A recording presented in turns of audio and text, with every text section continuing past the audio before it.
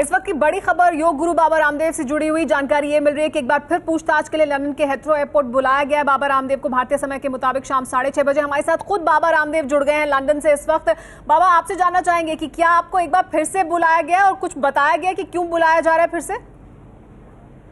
देखिए, पहले तो सवेरा की न्यूज, क्योंकि जैसे हिंदुस्तान भर में पूरे में देखा जाता है ऐसे ही पूरे यूरोप में और खास करके स्काई चैनल के ऊपर यहाँ लंदन में भी घर घर में देखा जाता है।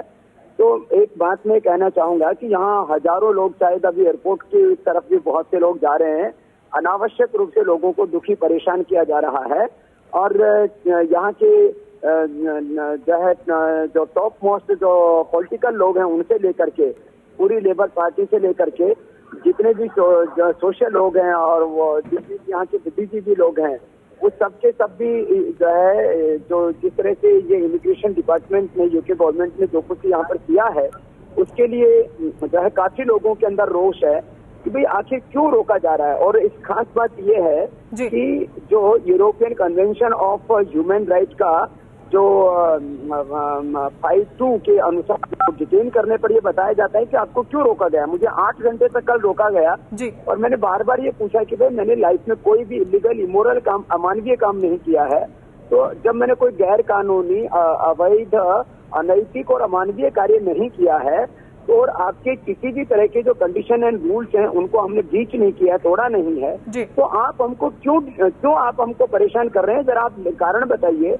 जब हम आपके देश का पूरा सम्मान करते हैं, आपके कानून का पूरा सम्मान करते हैं, तो दूसरे देश के भी नागरिक का आपको पूरी मानवता के साथ सम्मान करना चाहिए और दूसरे देश के नागरिकों के प्रति भी गौरव का भाव रखना चाहिए। तो कुछ उत्तर नहीं दे पा रहे और इस तरह से टाला मटोली करने से एक बहुत खराब वातावरण यहाँ तैयार हुआ है। जी बाबा रामदेव, जानना ये चाहेंगे, आप कह रहे हैं कि किसी भी कानून का या किसी भी उनके रूल का आपने उल्लंघन नहीं किया। इस तरह की जानकारी, इस तरह की खबरें भी आ रही हैं कि क्या आपके वीजा को लेकर कोई दिक्कत थी कि आपके पास टूरिस्ट वीजा है और आप वहाँ कॉन्फ्रेंस में गए हैं जिसे वो बिजनेस वीजा मांगते हैं, तो उसको लेकर कुछ दिक्कत थी, इस वजह से इमिग्रेशन विभाग ने रोका आपको?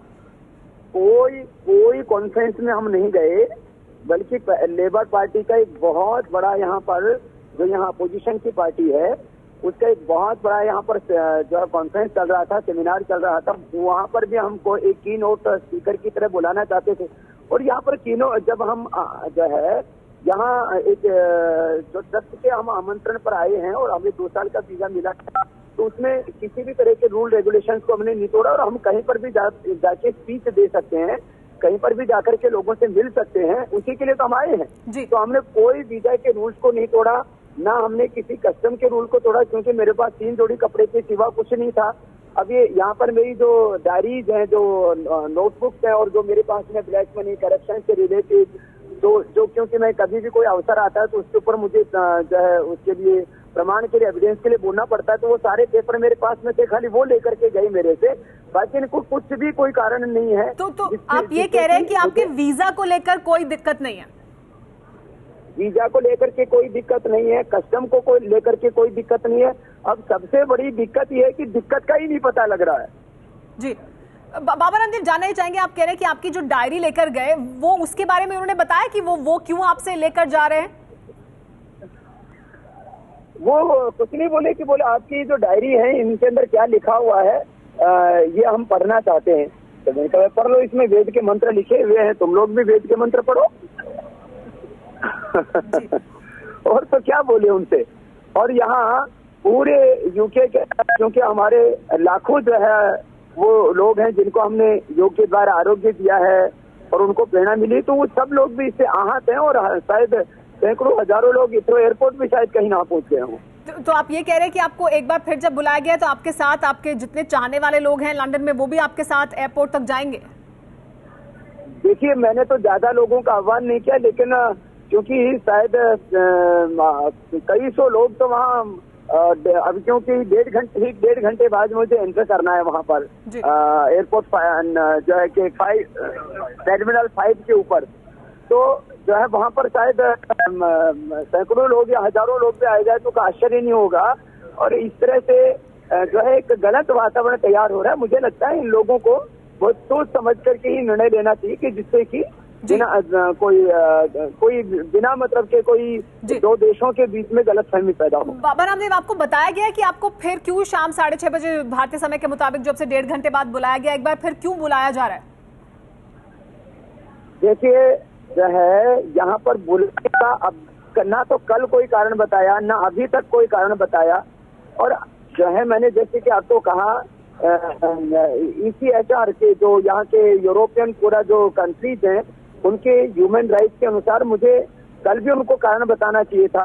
और अब मुझे लगता है या तो जो उनसे कल गलती हुई है उसका सुधार करेंगे, या फिर और कोई दूसरी गलती करेंगे तो उसको भी जो है जवाब दिया जाएगा। क्योंकि हम कोई इनकी दया के पात्र नहीं है, लेकिन हम जैसे हम ब्रिटेन का सम्मान करते हैं ऐसे ब्रिटेन के पूरी गवर्नमेंट से ये अपेक्षा करते हैं कि वो भी भारत और भारत के नागरिकों का सम्मान करे।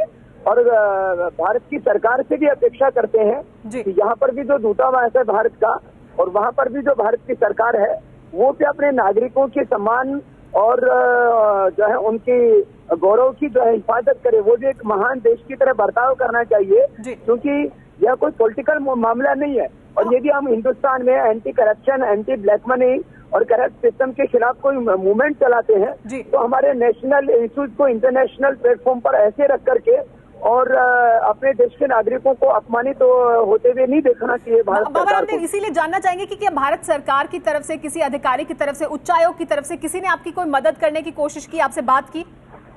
एक रत्ती भर भी मदद नहीं, बल्कि मुझे तो आशंका ऐसी लगती है कि कहीं जो है भारत सरकार के इशारों पर तो ये अपमान नहीं हो रहा है। इसकी भी जांच जब पूरी तथ्य सामने आएंगे तभी हम इस बारे में कुछ कह पाएंगे। लेकिन हम इतनी तो जरूर उम्मीद करते हैं कि हमारी सरकार इतनी नहीं गिरेगी। वैसे 2 बजे के बाद काफी कुछ तथ्य सामने आ जाएंगे कि ये भारत सरकार के इशारों के ऊपर कहीं जो है बदले की भावना से कि वहाँ पर उनके सारे पापों की पोल हम खोलते हैं जी। कि 1000 सालों से आप काफी गंभीर आरोप सरकार पर लगा रहे हैं, आप काफी गंभीर आरोप भारतीय सरकार पर लगा रहे हैं। आप किस आधार पर ये कह रहे हैं? आपको ऐसा क्यों लग रहा है कि सरकार के कहने पर या उनके इशारे पर ऐसा किया जा रहा होगा? मैं इसलिए इस बात को कह रहा हूँ कि अब ये 2 बजे के बाद पूरा पता लगेगा, और यदि ऐसा होता है तो ये बहुत ही शर्मनाक होगा। और क्योंकि ये कोई कारण नहीं बता पा रहे, हम इनसे बार बार पूछ रहे हैं कि भाई हमको कोई तो कारण बताओ। और मुझे तो अपनी जिंदगी का पता है ना कि बचपन से लेकर के आज तक हमने कोई भी इलीगल और इमोरल काम नहीं किया है। और अभी भी हमारे पास में एक पेनी से लेकर के एक पन्ने तक कोई भी गलत कोई ना पेपर है ना कोई हमारा कोई वर्क है, फिर हमें क्यों परेशान किया जा रहा है? सीधा शक तो होता है नहीं कि ये कोई प्रायोजित साजिश तो नहीं है। तो ये 2 बजे के बाद पूरा पता लग पाएगा। अब मैं उम्मीद करता हूँ शायद जो है यहाँ का पूरा जो गवर्नमेंट है और वो भारत सरकार भी शायद इस बारे में गंभीरता से सोचेगी कि इस तरह की चीजें होती है तो ये बहुत अच्छी हरकत जी। बाबा रामदेव, हम भी आपसे एक बार फिर संपर्क करने की कोशिश करेंगे तब जब आप हिथ्रो एयरपोर्ट आपको बुलाया गया आपसे कुछ देर बाद, तो उसके बाद क्या कुछ होता है उसके बारे में आपसे आगे भी जानकारी लेंगे। फिलहाल एबीपी न्यूज से बात करने के लिए बहुत बहुत शुक्रिया। हमारे साथ बात कर रहे थे बाबा रामदेव लंदन से।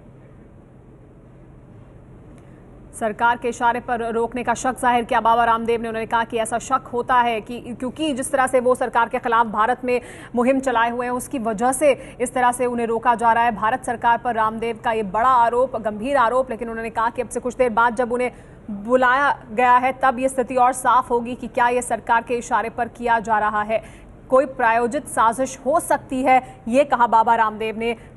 भारत सरकार पर रामदेव का एक बड़ा आरोप कि उनको लंदन के हिथ्रो एयरपोर्ट पर जो रोका गया, उनसे पूछताछ की गई, अब उन्हें एक बार फिर बुलाया गया है, तो उसमें क्या सरकार का हाथ तो नहीं है।